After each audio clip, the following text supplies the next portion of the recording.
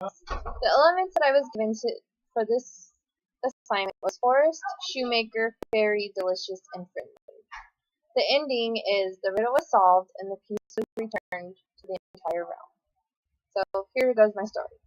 Once upon a time, there was a friendly fairy that worked at the shoe shop.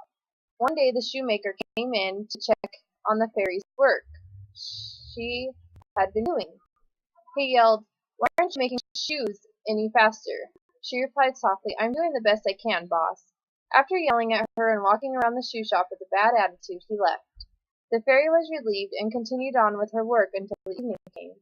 She finally tidied up and left for her home in the forest. When she came to the front of her house, she noticed her door was cracked open.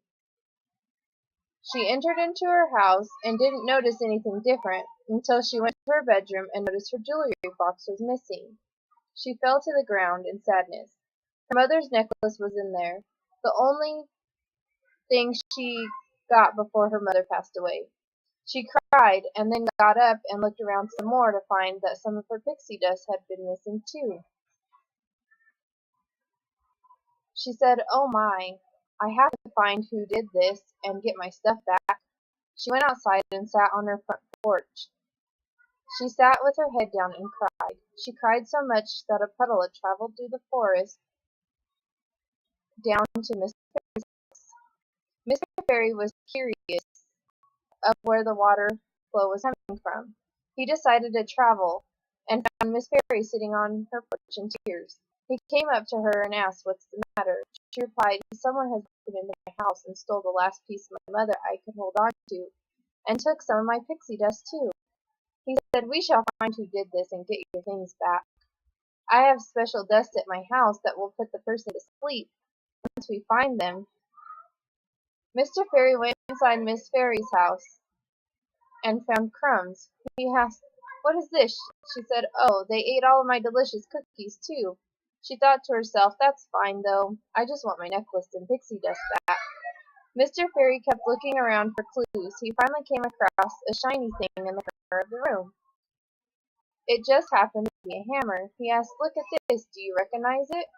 Miss Fairy studied it for a while and kept twisting it in her hands. It finally came to her, and she thought for a minute, "No way, my boss. The shoemaker wouldn't do that." Then she said, "Well, it seems that this is the shoemaker's hammer."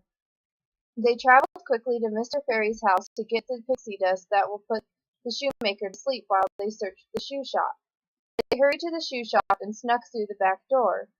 Mr. Fairy was able to sneak behind the shoemaker and put him to sleep. They both began to search the shoe shop. Miss Fairy got to the last picture on the wall and prayed that something was behind it. As she moved it, she noticed the wall had a hole in it. Inside the hole was a safe. She snickered, "How in the world am I supposed to open this?"